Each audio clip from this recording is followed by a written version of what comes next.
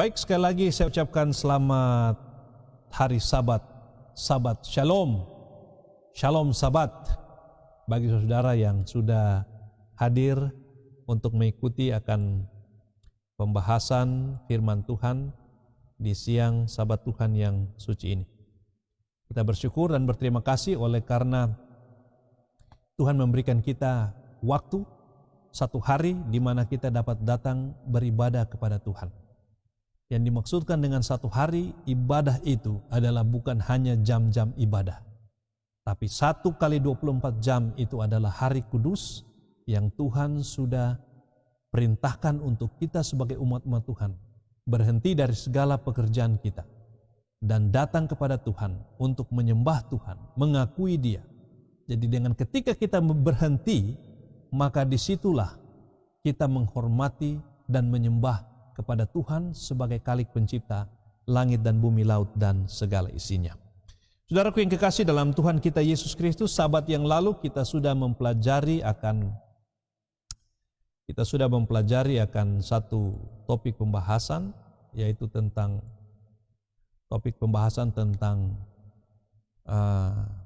jubah kebenaran Kristus. Ya. Kita sudah mempelajari tentang jubah kebenaran Kristus yang sudah dipakaikan kepada kita, yaitu karakter Kristus yang dipakaikan kepada kita. Nah, pada Sabat ini ada hubungannya juga dengan pelajaran pada Sabat yang lalu dengan pelajaran Sabat ini. Sebelum saya lanjut, saya mungkin memberikan akan pengumuman resmi mewakili daerah misi Papua, bahwa pada hari Minggu besok, daerah misi Papua akan menjalankan akan KKR Net, ya, KKR Network atau KKR Media Sosial di akun Facebook dari daerah misi Papua. Untuk itu dihimbau kepada setiap umat Tuhan, baik saudara-saudara juga yang ada di grup Facebook online ini, saudara dihimbau untuk mengikuti akan KKR Net daerah misi Papua yang akan dimulaikan besok hari tepat jam 7 malam. Ya, tepat jam 7 malam, itulah sebabnya mulai saudara harus hemat-hemat data supaya saudara bisa kebagian berkat-berkat rohani. Di akhir daripada KKR Net ini, kalau saudara mengikuti dengan baik, bagi anak-anak anggota yang sudah mengikuti dengan baik dan ingin untuk dibaptiskan, menerima Kristus sebagai Tuhan dan Juru Selamat pribadi, maka kami akan membuka ruang untuk baptisan pada hari Sabat. Dan juga saudara yang sementara ini sudah mempelajari akan kebenaran firman Tuhan, yang sudah menunggu waktunya akan dibaptiskan, saudara bisa menghubungi kami agar pada hari Sabat depan akan ada baptisan, ya, akan ada baptisan yang tentunya juga akan disiarkan secara live kalau ada baptisan. Jadi saudara yang akan dibaptiskan akan disiarkan secara live. Namun pada Sabat depan kami akan bergabung dengan studio daerah misi Papua untuk mengikuti akan program pada hari Sabat penutupan KKR daripada daerah misi Papua. Untuk itu saya menghimbau bagi saudara untuk mempersiapkan diri untuk mengikuti akan pekabaran demi pekabaran yang indah, untuk menguatkan akan rohani kita semakin siap untuk menantikan kedatangan Yesus yang sudah tidak lama lagi. Demikian informasi, mari kita lanjutkan. Bahwa Sabat lalu kita sudah mempelajari tentang jubah kebenaran Kristus yang dipakaikan kepada kita ketika kita menerima Yesus Kristus sebagai Tuhan dan Juru Selamat pribadi. Dan jubah ini adalah menunjukkan identitas kita, ya, identitas kita sebagai orang Kristen, dan jubah ini melekat di tubuh kita. Jubah ini melekat dan tidak bisa kita lepas oleh karena dia melekat di tubuh kita. Ada cerita yang menarik di sepanjang minggu ini yang saya lihat di media sosial yang sementara viral. Ada seorang kepala desa yang dipukul oknum, ya, Karena ini sudah viral ya, dipukul oleh oknum TNI. Setelah dicek-cek kenapa dipukul, oh ternyata kepala desa itu dia tidak pakai pakaian dinas, tidak pakai pakaian apa namanya, pakaian seragam kepala desa, sehingga disangkanya rakyat biasa, ya. Tapi saudara, ini cerita ini jangan dikembangkan, tapi cerita ini memberikan satu gambaran kepada kita bahwa sebagai orang Kristen kita tidak boleh lepas kita punya jubah. Kita tidak boleh lepas kita punya jubah. Oleh karena ketika kita lepas kita punya jubah, kesempatan daripada kuasa kegelapan untuk serang kita. Ya, dan tentunya kita akan apa? Kita akan jatuh. Jubah itu melekat di tubuh kita dan kita bawa kemana-mana. Ya, jangan juga kita sebagai orang Kristen disebut orang Kristen ganti-ganti jubah. Artinya begini saudara, ya. Jangan hanya ke gereja saja yang pakai apa? Jubah ini. Jangan hanya ke gereja saja pakai karakter Kristus. Jangan hanya ke kantor saja hanya pakai karakter Kristus. Jangan hanya di dalam rumah. Kemana saja kita pergi, aktivitas apa saja yang kita lakukan, kita tidak terlepas daripada jubah. Karena jubah itu melekat di tubuh kita. Jadi entah kita berolahraga, main bulu tangkis kah, sementara smash-smash, ingat, kita ini sementara apa? Kenakan kita punya jubah kebenaran Kristus. Identitas kita akan dinilai menurut identitas kita. Ataukah kita mungkin di lapangan bola kah, sementara main bola tendang orang punya kaki, aduh saudara minta maaf, ya, tidak sengaja, ya. Itu karakter identitas kita. Harus itu melekat di tubuh kita, sehingga kita kemana saja, aktivitas apa saja yang kita lakukan, tetap kita menggunakan akan apa? Menggunakan akan jubah sebagai identitas diri kita. Baik, pada Sabat ini kita akan bahas tentang satu pembahasan di dalam Matius pasalnya yang ke-20. Mari bersama-sama dengan saya untuk buka Matius pasalnya yang ke-20. Ya. Matius pasalnya yang ke-20. Supaya saudara bisa mengikuti dari rumah, mari kita sama-sama buka di dalam Matius pasalnya yang ke-20. Ceritanya sudah diceritakan tadi oleh istri saya tentang perikop di sana adalah perumpamaan tentang orang-orang upahan di kebun anggur. Namun kalau saudara lihat khotbah saya, judul khotbah saya pada Sabat ini adalah roh pelayanan, ya, roh pelayanan. Sangat penting untuk melihat umat-umat Tuhan yang mengerjakan akan pekerjaan Tuhan memiliki akan roh pelayanan yang benar.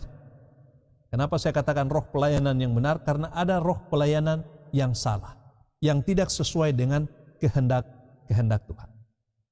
Nah, kalau kita lihat, kita punya pelajaran sekolah, kita punya pembahasan firman Tuhan di dalam Matius pasalnya yang ke-20 ini, maka kita melihat ada alasan mengapa Yesus sampaikan ini perumpamaan ini. Ada alasannya. Kalau saudara lihat beberapa perikop ke belakang, ya, latar belakangnya Yesus menceritakan akan perumpamaan ini oleh karena cerita tentang orang muda yang kaya raya, ya, yang banyak hartanya. Kemudian ketika Yesus panggil untuk mengikuti dia, wah, dia tidak bisa. Dia tidak bisa meninggalkan akan hartanya dan mengikuti Yesus. Ya.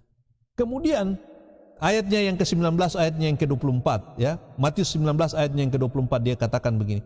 Sekali lagi aku berkata kepadamu, lebih mudah seekor unta masuk melalui lubang jarum daripada seorang kaya masuk dalam kerajaan Allah. Waduh, luar biasa. Ini jadi kegemparan bagi umat-umat Tuhan.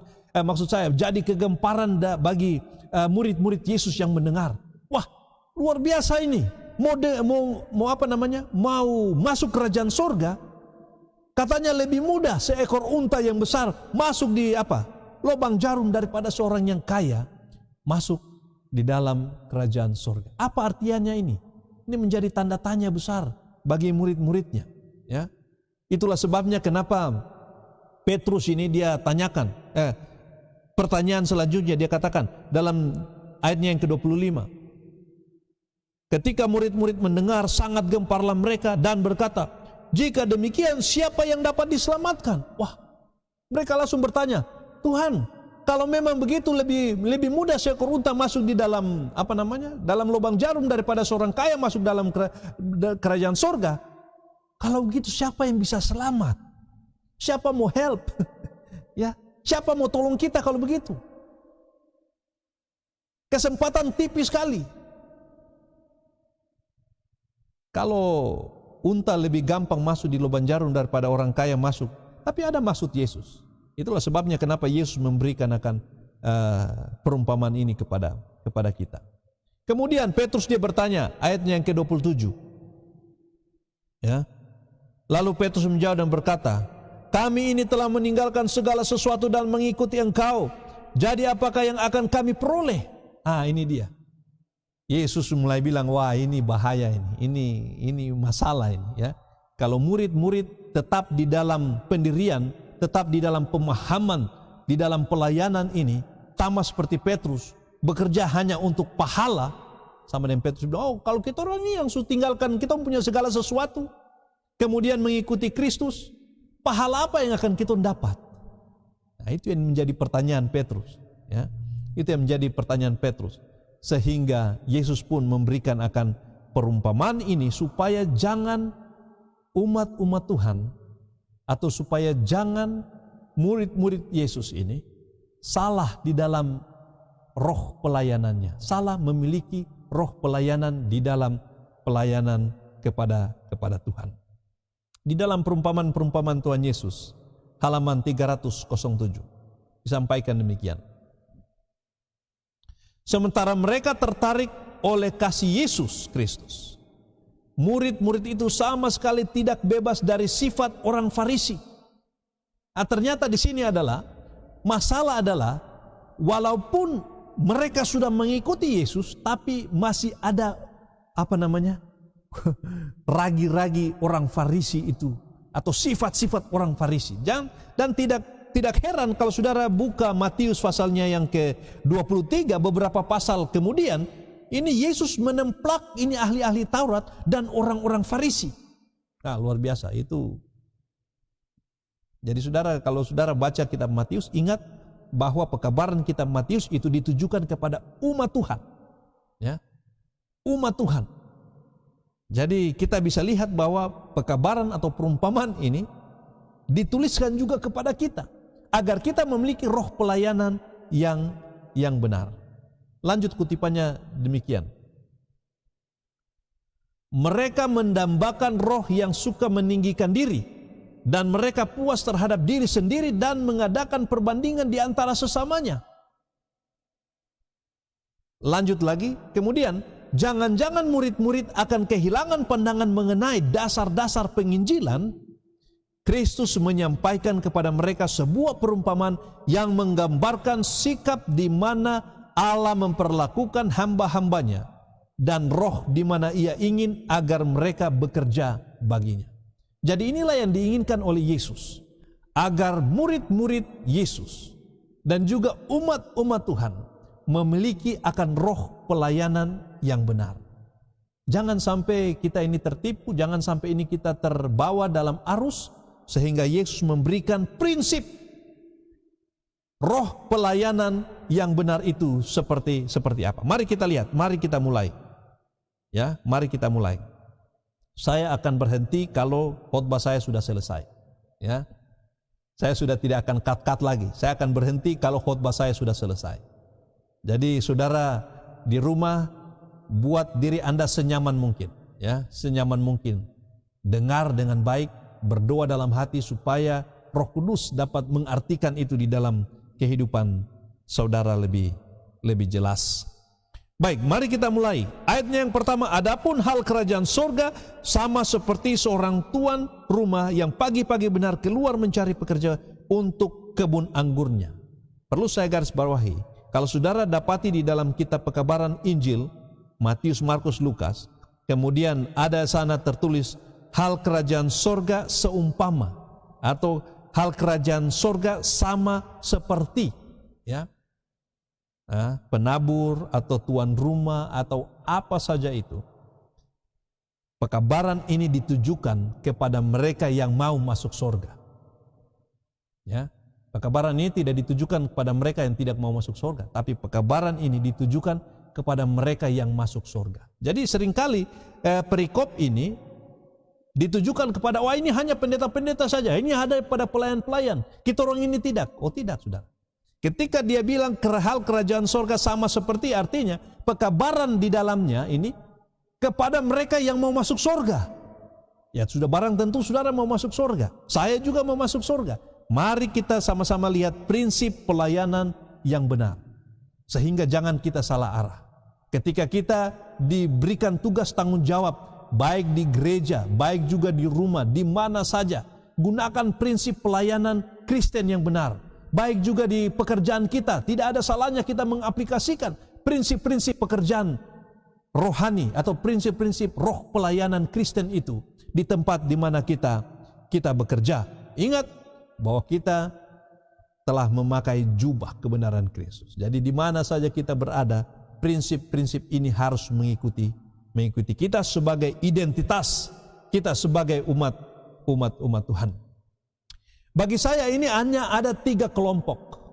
Bukan ada berapa kelompok. Ada memang datang pagi-pagi, ada jam 9, ada jam 12, ada jam 3, kemudian ada jam 5. Seperti ada berapa kelompok? Ada 5 kelompok, tapi tidak. Saya kategorikan mereka ini ke dalam 3 kelompok.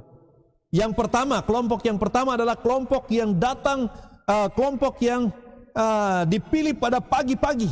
Pagi-pagi, ini kelompok yang rajin, saudara. Kenapa? Oleh karena mereka ini adalah kelompok yang pagi-pagi mereka sudah bangun, ya. Oleh karena kepedulian mereka terhadap nafkah untuk menafkahi akan keluarga, maka pagi-pagi mereka sudah bangun supaya mereka bisa dipilih untuk dapat pekerjaan pada hari itu. Mereka ini disebut pekerja harian, ya, pekerja harian. Ini adalah kebiasaan daripada di Timur Tengah, ya, pekerja di Timur Tengah. Karena di Timur Tengah itu banyak ladang pekerjaan, ya, perkebunan dan lain sebagainya. Maka setiap pagi, ya, biasanya mereka yang akan bekerja, mereka sudah berada di pinggir-pinggir jalan, dan kemudian lewatlah ini tuan-tuan yang punya ladang, kemudian mulai mengambil mereka. Ada yang dipilih, ada yang tidak dipilih. Ya. Tapi kasus yang pertama ini, mereka ini pagi-pagi mereka sudah dipilih. Kemudian 1 hari 1 dinar, deal? Oke, deal. 1 hari 1 dinar. Tapi 1 hari 1 dinar ini adalah, 1 dinar ini cukup besar untuk upah kerja di Timur Tengah pada saat itu, pada zaman Yesus, ya. Cukup 1 hari 1 dinar.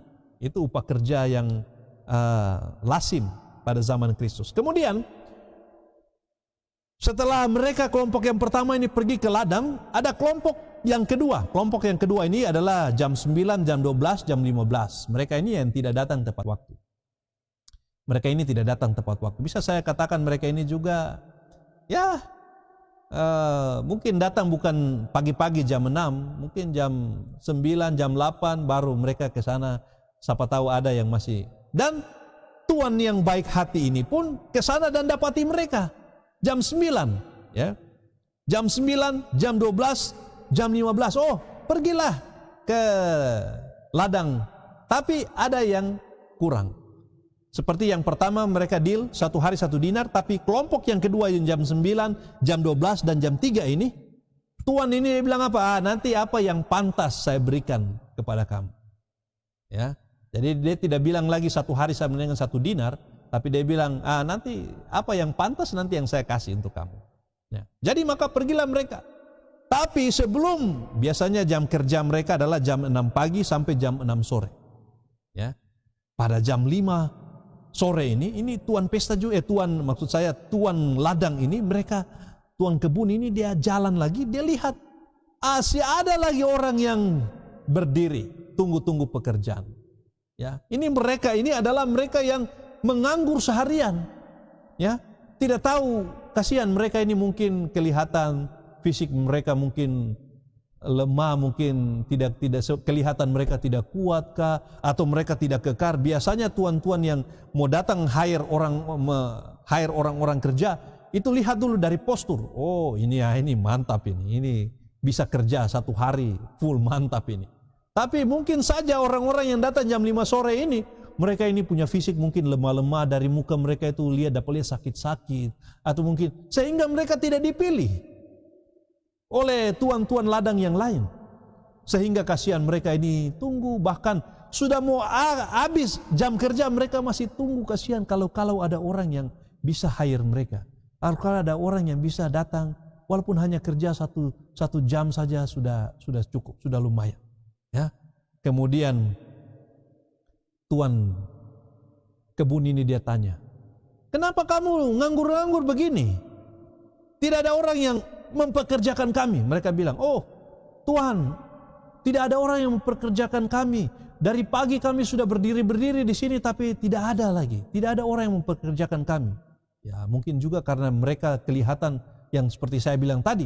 Mungkin mereka juga, aduh kasihan, muka kasihan, lusu-lusu, pucat-pucat, ya.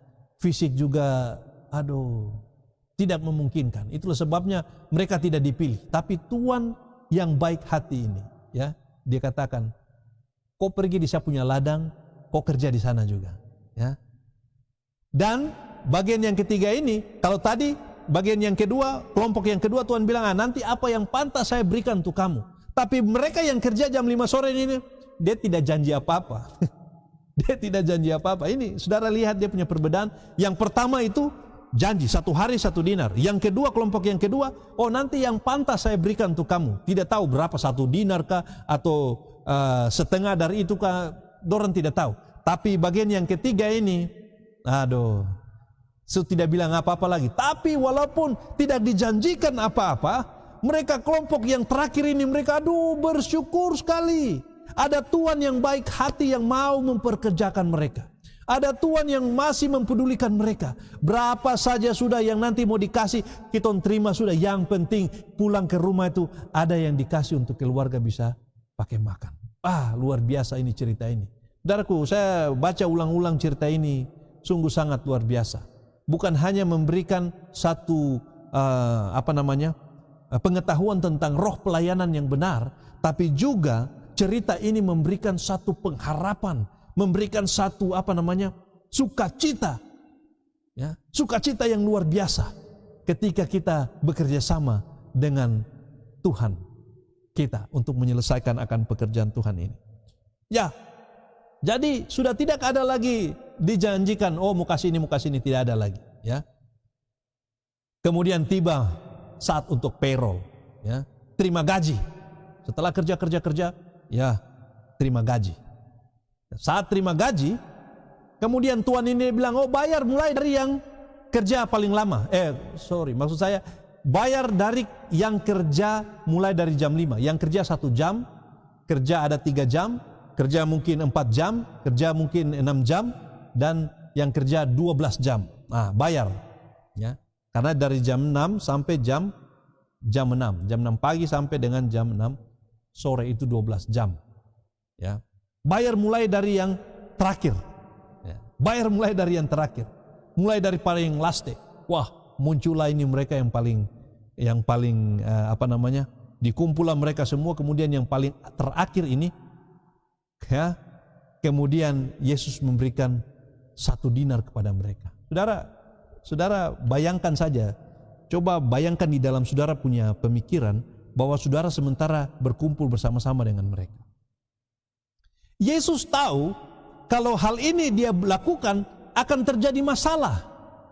Akan terjadi masalah. Yesus tahu, bukan Yesus tidak tahu. Ya. Kalau dalam cerita ini Yesus rubah dia punya skenario, mungkin bayar dari mereka yang tadi pagi-pagi datang kerja, 1 dinar ini kau punya, kau pulang habis masalah. Ya. Kemudian Yesus bayar yang terakhir 1 dinar juga, mereka pulang tidak ada masalah. Tapi ketika Yesus rubah dia punya skenario ini, jadi masalah bagi mereka. Ya, masalah bagi mereka. Itulah sebabnya, ya, ketika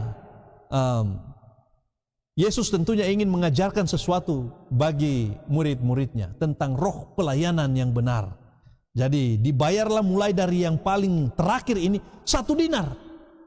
Wah, ketika dibayar 1 dinar, oh ini yang datang dari jam pagi nih, oh luar biasa. Mereka sudah dalam hati nih, oh pasti nih, yang kerja 1 jam saja mereka dapat 1 dinar. Apalagi kita orang yang tak ada panas dan terik dan setengah mati nih, waduh, pasti kita akan dapat lebih daripada itu. Kita punya upah dibayar 2 kali lipat, karena kita kerja yang paling banyak. Ya, kita yang paling banyak menderita, kita yang paling banyak tak ada panas. Jadi kita orang nanti akan dibayar paling banyak. Ya, ini sangkanya seperti begitu. Tapi ketika sampai pada yang terakhir, ya, yang dibayarkan, yang datang jam 6 pagi, ketika dibayarkan 1 dinar, mereka komplain luar biasa. Ya, mereka bilang ini tidak benar. Ya, Tuhan ini tidak benar. Ya, Tuhan ini jahat. Mereka pikir mereka akan dapat banyak, tapi ternyata yang mereka dapatkan tidak sesuai dengan apa yang mereka kerjakan. Tapi Tuhan ini bilang, deal kan, 1 hari 1 dinar, tidak ada masalah. Ya, apa yang Anda persoalkan? Tidak ada. Wah, ini memberikan satu kecemburuan, ini memberikan satu persungutan yang luar biasa. Ya, persungutan yang luar biasa. Nah, inilah roh yang Yesus tidak mau murid-muridnya miliki ketika ada di dalam pelayanan pekerjaan Tuhan. Tidak boleh ada. Dan ini teguran keras bagi hamba-hamba Tuhan, teguran keras bagi para majelis ketua-ketua jemaat yang melayani di Ka'bah Tuhan. Roh-roh ini harus disingkirkan dari tengah-tengah kita. Jangan sampai roh-roh inilah yang nanti akan merusak akan pekerjaan Tuhan. Ada 3 roh, ya, yang menggerakkan para pekerja yang tidak benar ini, atau roh yang tidak benar ini, yang saya garis bawahi di dalam pelajaran Alkitab pada saat ini. Yang pertama adalah yang harus kita hindari, Matius pasalnya yang ke-20, ayatnya yang ke-10. Kemudian datanglah mereka yang masuk terdahulu, sangkanya akan mendapat lebih banyak. Saya coba lihat lagi kata sangkanya. Kalau di dalam bahasa Yunani, katanya ini adalah nomizo. Nomizo. Nomizo, kemudian datang kata bahasa Inggris, bahasa Indonesia nominasi, kemudian ada kata nominating, sangkanya ini kata nomizo ini, ya, sangkanya. Dalam bahasa Inggris katanya ini lebih nomizo ini artinya lebih luas daripada hanya sekedar sangkanya. Kalau di dalam bahasa Indonesia, terjemahan buku Alkitab bahasa Indonesia, maka sangkanya ini hanya diterjemahkan sangkanya. Seperti contoh di dalam Matius 5, jangan kamu menyangka bahwa aku datang untuk menyediakan hukum Taurat. Tidak, itu sangkanya. Jadi kalau ketika kata ini muncul bahwa ada pemahaman yang salah, ya, ada pemahaman yang salah, kemudian Yesus ingin benarkan. Ya. Nomizo dalam bahasa Inggris artinya adalah think, saya pikir, saya percaya, saya menganggap. Inilah roh yang harus tidak ada di dalam kehidupan umat-umat Tuhan. Teristimewa mereka yang hidup di akhir zaman ini. Kenapa? Oleh karena mulai dari pasalnya yang ke-20 ke atas ini, ya, mulai dari pasalnya yang ke-20 ke atas ini, Yesus sementara menegur akan umat-umat Tuhan. Baik roh pelayanan, para pelayan-pelayan, baik juga umat-umat Tuhan, baik juga orang Farisi, ahli-ahli Taurat, sampai dengan Matius pasalnya yang ke-25, yang kita sudah bahas duluan. Ya. Yesus ingin untuk memperbaiki akan roh pelayanan yang dimiliki oleh murid-muridnya, supaya jangan-jangan mereka salah di dalam melayani dengan roh yang salah yang akan menyebabkan kerusakan atau rusaknya pekerjaan Tuhan. Ya. Ini adalah roh yang salah, roh yang selalu menganggap diri benar, roh yang selalu menganggap diri layak, suka untuk merasa diri benar. Ini roh nomizo. Roh nomizo. Saya pikir saya benar. Prasangka saya, ya, karena apa yang kita pikir belum tentu benar, saudara. Apa yang kita pikir belum tentu benar. Menganggap diri layak, merasa diri benar oleh karena saya ini sudah lama di dalam kebenaran. Saya ini di gereja ini, saya ini sudah tua-tua dinas. Saya ini yang paling lama, mereka ini masih baru-baru semua, anak-anak kecil semua ini. Saya ini yang paling lama dalam kebenaran, lahir dalam kebenaran, paling tua di dalam gereja ini. Saya lebih tahu dari kamu. Kamu baru muncul saja mau. Ya, itu roh nomizo, saudara. Roh yang harus kita tinggalkan. Apabila kita kenakan itu terus, maka itu akan merusak akan pekerjaan Tuhan. Baik di tingkat jemaat, baik di tingkat daerah, tingkat unit, tingkat divisi, general conference, semuanya ini adalah gereja Allah. Gereja Allah. Kutipan dia katakan begini, bukan jumlah pekerjaan yang dilaksanakan atau hasil-hasil yang nyata, tetapi roh di dalam mana pekerjaan itu dilaksanakan membuatnya bernilai kepada Allah. Jadi bukan karena pekerjaan yang besar yang kita lakukan, dilihat orang yang nyata-nyata, berapa, luar biasa. Ya. Bukan itu yang dinilai oleh Tuhan. Yang dinilai oleh Tuhan adalah bagaimana roh yang digunakan oleh para hamba-hambanya ini di dalam menjalankan akan pekerjaan ini. Roh di dalam mana pekerjaan itu dilaksanakan. Yang Allah lihat, roh apa yang mengerjakan, roh apa yang memotivasi kita untuk apa? Menjalankan ini pekerjaan ini. Ya. Jadi saudara, bukan sukses besar yang kita lihat kalau kita buat satu kegiatan di jemaat, departemen ini punya kegiatan, sukses besar. Bukan itu, saudara. Bukan dilihat dari berapa banyak, bukan dilihat, pendeta saya kan investasi banyak, saya sudah memberi paling banyak, saya sudah mengorbankan paling banyak. Nah, itu kata-kata itu roh nomizo, saudara. Ya, roh nomizo, dan menganggap diri layak, menganggap diri benar, tapi Tuhan tidak nilai itu. Yang Tuhan nilai roh yang mengerjakan itu, ya, roh yang mengerjakan itu.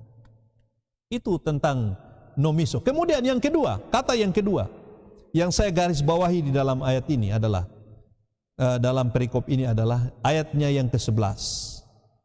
Ayatnya yang ke-11. Ketika mereka menerimanya, mereka bersungut-sungut kepada Tuhan itu. Mereka bersungut-sungut. Ini adalah roh yang tidak benar juga dalam pelayanan, yang tidak boleh kita miliki ketika kita melayani Tuhan. Roh persungutan. Dalam bahasa aslinya disebut gogiso. Nah, saudara jangan lupa ini, gogiso. Kalau kita orang sedikit-sedikit kita mau bersungut-sungut, sedikit-sedikit kita mau bersungut-sungut, ingat gogiso. Jangan gogiso. Ya. Jangan gogiso. Kenapa? Jangan ada roh persungutan. Gogiso ini di dalam kemunculannya di dalam perjanjian baru dia hanya muncul 7 kali saja. Jadi gampang sekali kita mau lihat ini apa arti dari kata ini, gogiso. Dari arti kata ini, ya, gogiso, ketika ini mereka yang mendapat hanya 1 dinar 1 hari, padahal kerja paling banyak, ya, tua-tua dinas, tua-tua dalam kebenaran, tapi hanya dapat 1 dinar 1 hari, maka mereka gogiso, saudara. Mereka bersungut-sungut. Gogiso di dalam arti bahasa Inggris yang lain disebut grumble atau menggerutu, muter, bergumam, komplain, ya, mengeluh, kemudian speak secretly, bicara diam-diam, bisik-bisik, kemudian whisper, berbisik-bisik. Ini roh gogiso, saudara. Ya, ada sesuatu yang tidak sesuai dengan kita punya pemikiran, ada sesuatu mungkin saja itu berupa keputusan yang tidak sesuai dengan kita punya kehendak, tidak sesuai dengan kita punya selera, maka mulai bergumam, grumble, bahasa Inggrisnya grumble. Itu roh gogiso, saudara. Ketika kita tidak setuju dengan sesuatu yang kita mau lakukan bersama-sama, kemudian mengeluh, mulai berbicara pelan-pelan, ya. Sebenarnya begini, ini kenapa harus begini, ya? Ini kenapa harus begini, seharusnya tidak boleh begini. Grumble, ya. Berbicara secara pelan-pelan. Saudara, itu roh gogiso, saudara. Itu roh gogiso. Dan roh ini tidak boleh ada di dalam umat-umat Tuhan. Ketika kita mau melayani akan Tuhan kita. Karena di dalam Yohanes pasal 6 ayatnya yang ke-43, di sana Yesus katakan bahwa jangan kamu gogiso. Jangan kamu bersungut-sungut. Ini hukum, saudara. Kalau Yesus bilang jangan, jangan. Ya. Jangan kita bilang jangan tapi buat-buat. Oh, tidak bisa. Kalau itu merupakan hukum, tidak boleh. Sama seperti Yesus bilang 10 hukum di Sinai kan. Ya, 10 hukum itu kita turuti. Ya, itu hukum Taurat.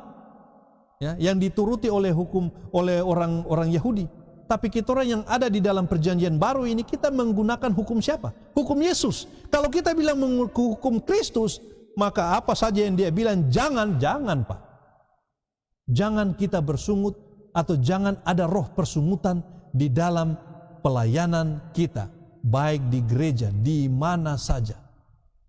Hilangkan ini roh persungutan, hilangkan ini roh gogiso. Dan yang terakhir, ya, roh yang terakhir adalah ayatnya yang ke-15. Tidakkah aku bebas mempergunakan milikku menurut kehendak hatiku, atau iri hatikah engkau? Ini Yesus bukan mau tanya sama mereka, kamu iri hati kah? Tidak. Yesus tahu mereka ada iri hati di dalamnya. Ya, di dalam mereka. Kemudian Yesus katakan, iri hati kah? Tidak boleh ada iri hati. Itulah sebabnya kenapa tiga roh ini, ya, tidak boleh ada. Roh prasangka nomizo, kemudian menganggap diri benar, kemudian roh juga untuk bersungut-sungut, dan yang terakhir ada roh iri hati. Apalagi yang satu ini yang terakhir. Tidak bisa melihat orang sukses. Tidak bisa melihat orang itu berhasil. Kalau melihat orang berhasil itu kayaknya tidak pas.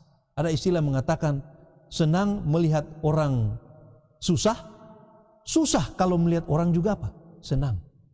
Wah, ini bahaya, saudara.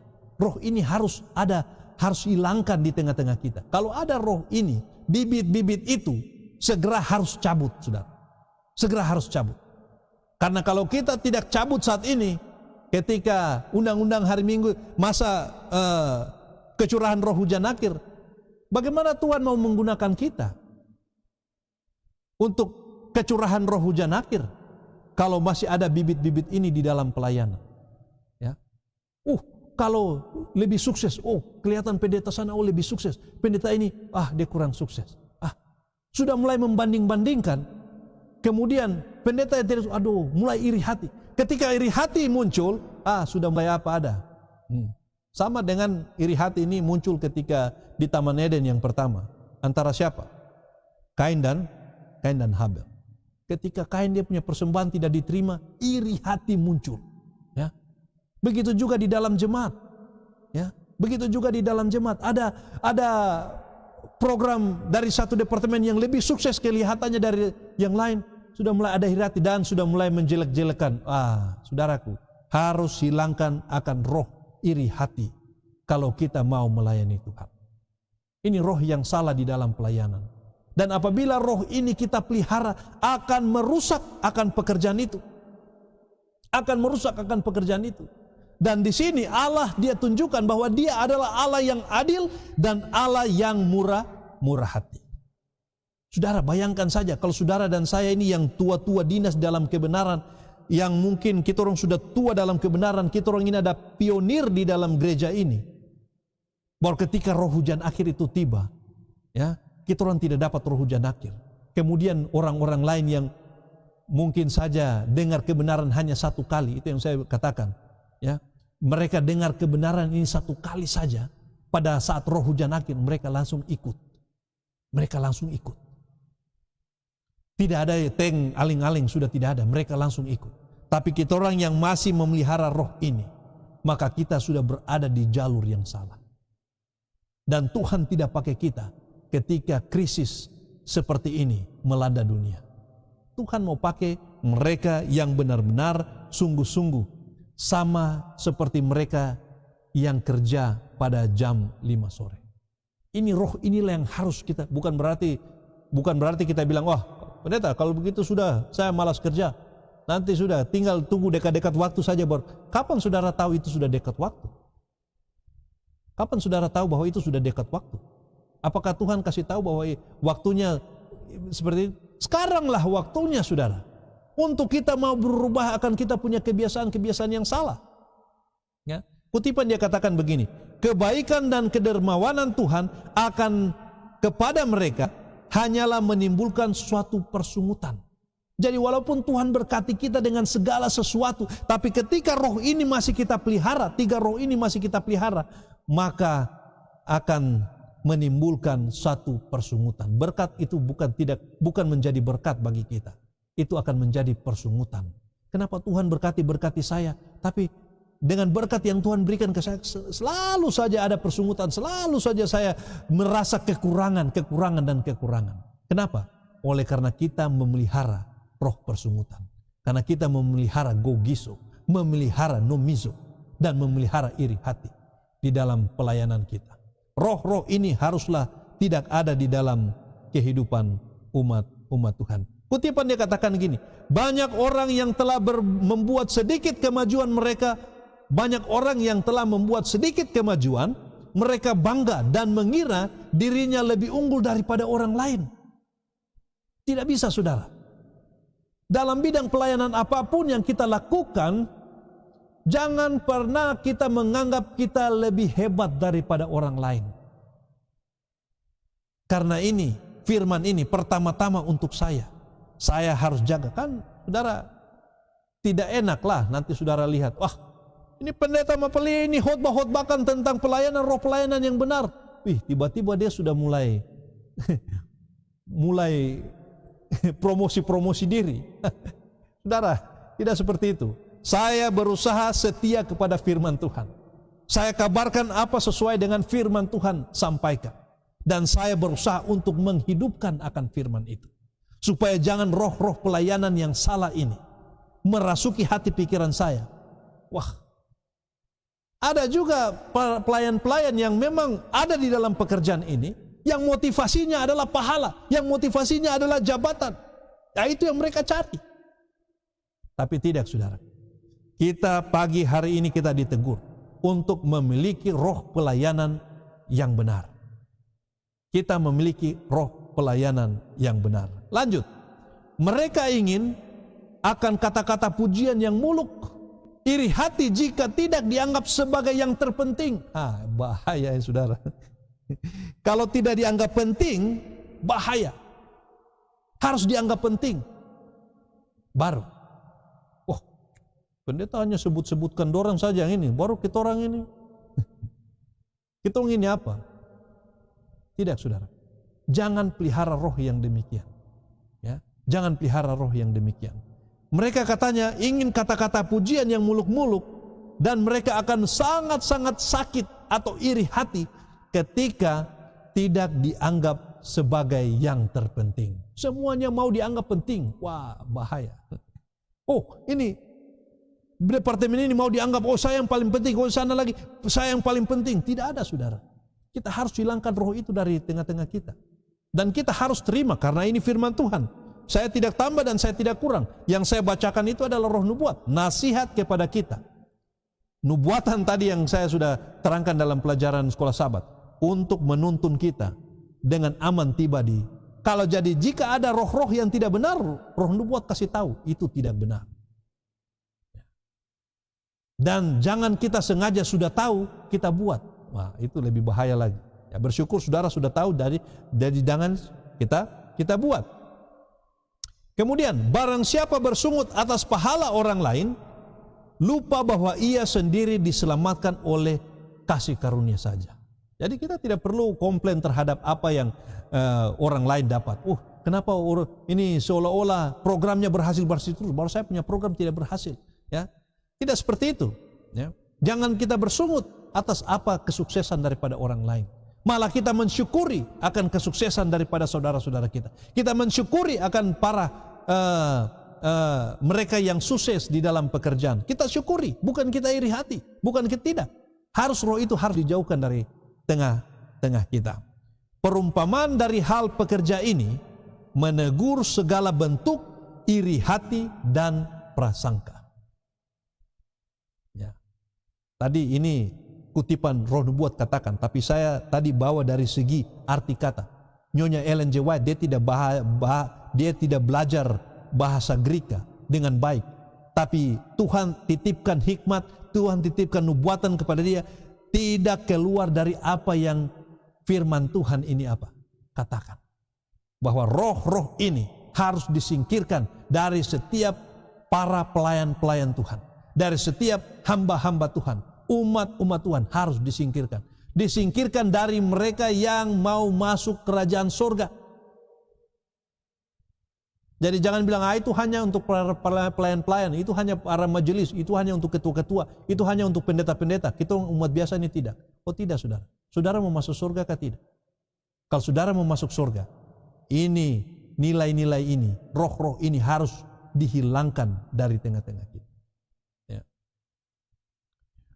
Orang yang memiliki kasih hanya membandingkan dengan keelokan Kristus dan tabiatnya sendiri yang tidak sempurna.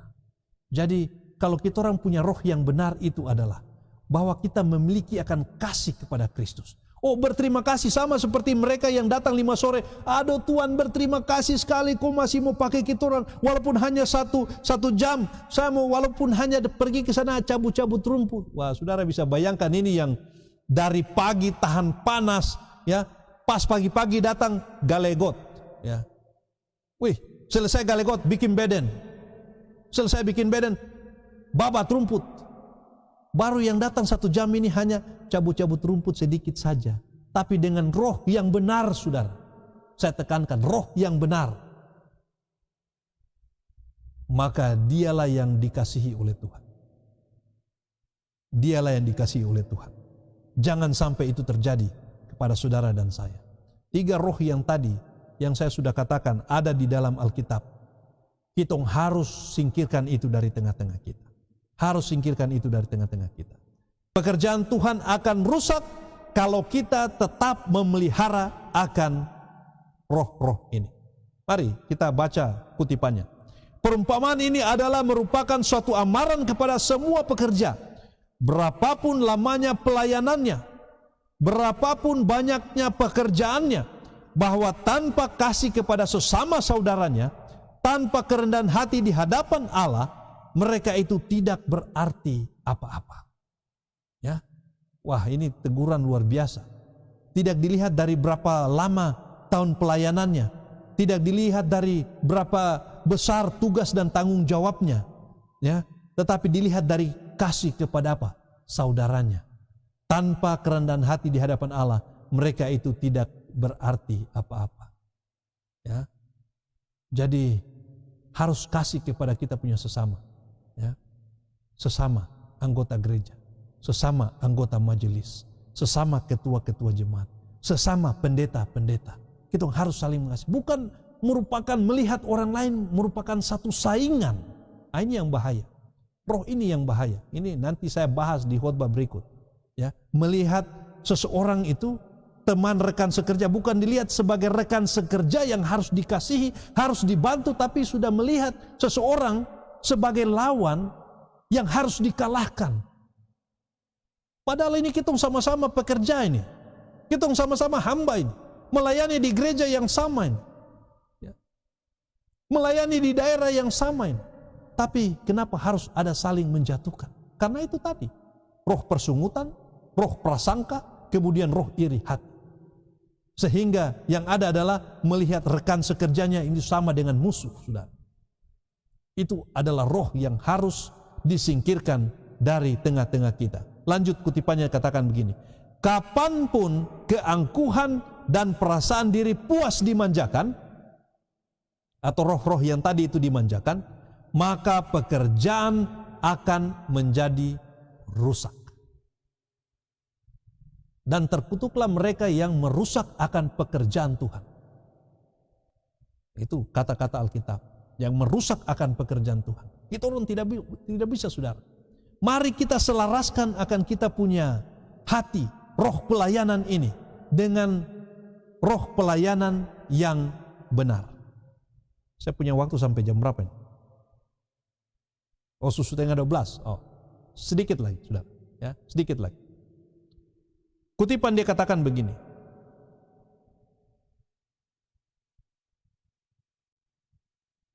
Ia memperhatikan berapa banyak dari roh Kristus yang kita dambakan dan berapa banyak dari rupa Kristus yang dinyatakan dalam pekerjaan kita. Bagaimana kita mau gunakan kita punya jubah ini untuk dengan roh yang benar, pelayanan yang benar, walaupun sudah pakai jubah yang benar tapi roh pelayanan dari dalam itu salah, maka itu sama saja menghancurkan akan pekerjaan. Kalau kita sudah pakai jubah Kristus, kita harus roh pelayanan juga itu harus rupa pelayanan daripada Kristus. Harus ada roh Kristus yang mengerjakan itu. Rupa Kristus yang harus ada di dalam pelayanan kita. Bukan rupa kita sendiri. Ya. Kewajiban yang terkecil yang dilakukan dengan ikhlas dan dengan sepenuh hati lebih berkenan kepada Allah daripada pekerjaan yang terbesar tetapi dirusakkan oleh sifat mementingkan diri sendiri. Ya. Ini kutipan yang senang sekali saya baca, ya. Kutipan yang terakhir.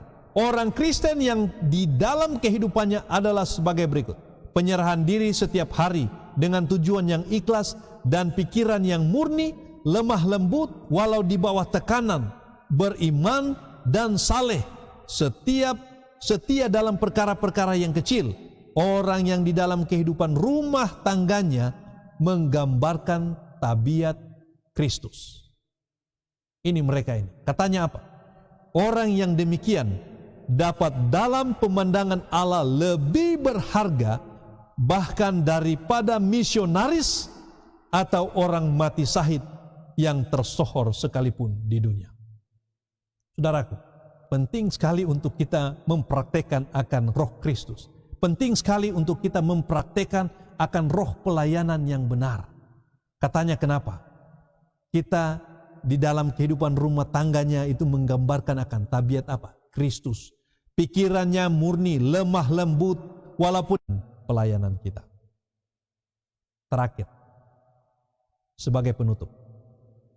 Gerbang emas surga terbuka bukan bagi orang yang meninggikan dirinya sendiri. Itu tidak dibuka bagi orang yang berjiwa congkak. Tetapi gerbang yang kekal itu akan dibuka lebar bagi anak kecil yang menjamah dengan gemetar. Kebahagiaan akan menjadi pahala rahmat bagi orang yang telah bekerja bagi Allah dengan iman yang sederhana disertai dengan kasih. Saudaraku, tidak perlu kita melakukan hal-hal yang besar untuk Tuhan. Kalau kita melakukan itu dengan roh yang salah, maka tidak ada artinya di hadapan Tuhan. Gantinya, ketika kita mengerjakan hal-hal yang kecil, hal-hal yang sederhana saja, jangan bilang, saya kan bukan majelis, saya kan bukan ketua jemaat.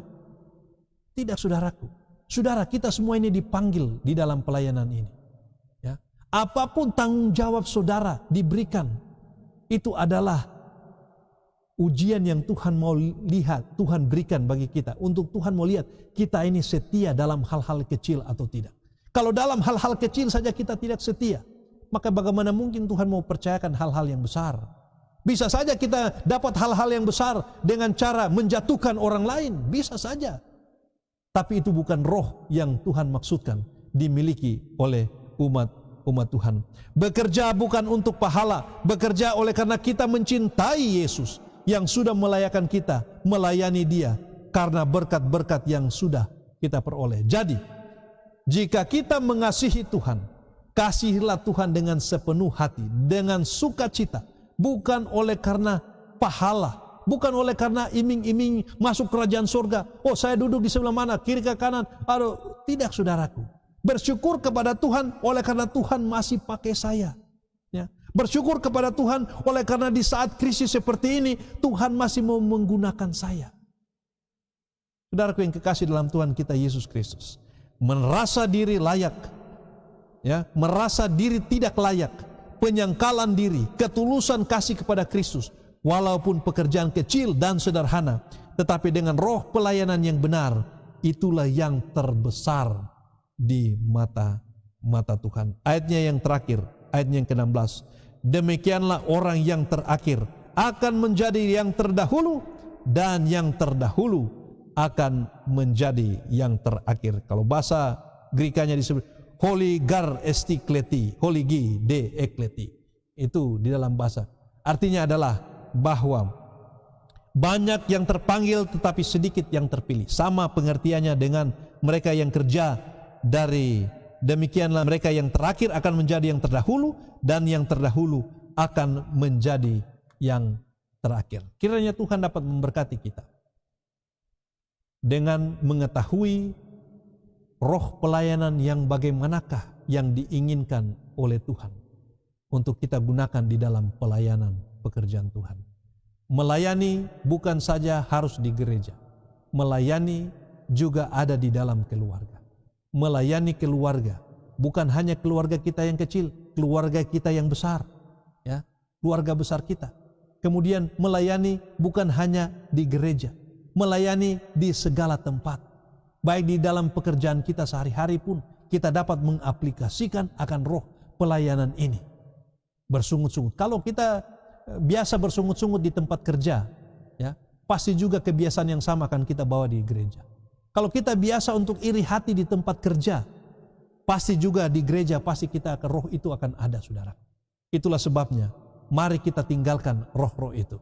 Mari kita cuci kita punya jubah agar tetap bersih, menjaga agar tetap bersih, agar bila mana Yesus datang pada kali yang kedua, maka didapati kita adalah hamba-hamba yang setia melayani dengan roh yang benar. Tuhan mengasihi saudara dan saya. Tuhan memberkati saudara.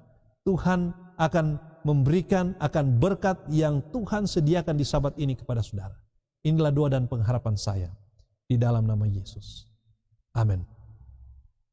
Kita akan tutup kita punya pekabaran pada siang Sabat Tuhan yang suci ini.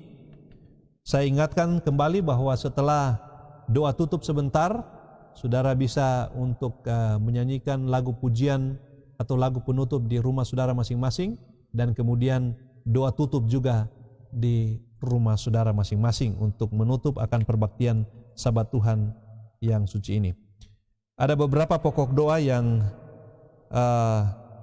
sudah diberikan untuk didoakan.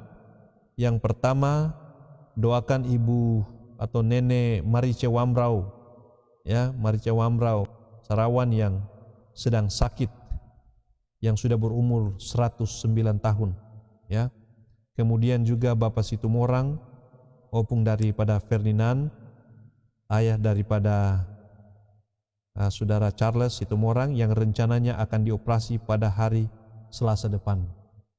Kita doakan, semoga tetap doakan supaya operasi ini dapat berjalan dengan baik, dan jadwal ini harus segera ditindaklanjuti dan prosesnya dapat berjalan dengan baik, bisa sukses. Nama Tuhan selalu kami puji dan kami muliakan. Mari kita tunduk kepala dan kita satu di dalam doa. Maha besar Tuhan, Allah Bapa kami yang bertakhta di dalam kerajaan surga. Kami kembalikan pujian, hormat, limpah banyak terima kasih atas berkat-berkat Tuhan yang kami sudah rasakan di dalam kehidupan kami. Di sepanjang hari ini, pagi hari ini kami sudah dilayani oleh firman Tuhan. Kami sudah memberikan akan persembahan dan mengembalikan akan perpuluhan. Kami sudah diberkati dengan pelajaran sekolah Sabat, cerita juga untuk anak-anak. Ya Tuhan, saat ini juga kami sudah diberkati oleh firman Tuhan. Kami berdoa ya Tuhan, bila mana masih ada di antara kami roh-roh yang bekerja di dalam pelayanan ini yang belum sesuai dengan kehendak Tuhan, Tuhan mari bantu kami, singkirkan itu dari tengah-tengah kami.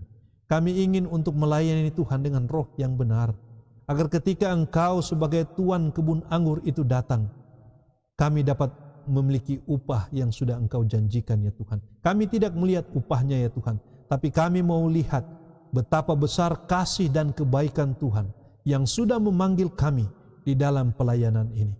Dalam setiap tanggung jawab tugas kami, baik kecil, baik besar, tidak ada yang berbeda di hadapan-Mu ya Tuhan. Tapi Tuhan mau melihat roh pelayanan yang benar yang bekerja di dalam diri kami. Saat ini Tuhan mengakhiri akan peribadatan kami.